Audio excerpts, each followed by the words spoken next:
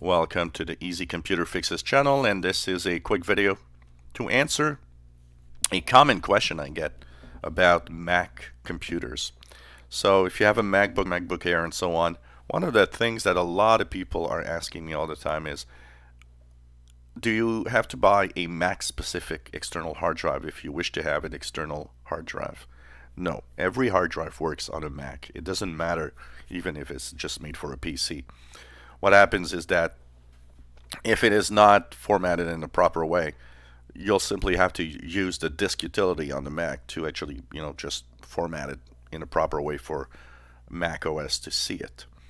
Now, one of the things you need to check out in the latest versions of Macs is the fact that a lot of them have USB-C ports. That means you'll need to have a USB-C cable for the hard drive. That's where it could be a problem. A lot of PC hard drives still have the USB cables, USB 3, USB 2 cables.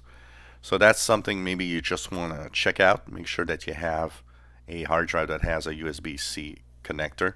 And there's a really big advantage anyways in getting a hard drive with USB-C connections is the fact that that hard drive is going to be so much faster using USB-C than it is with older USB ports.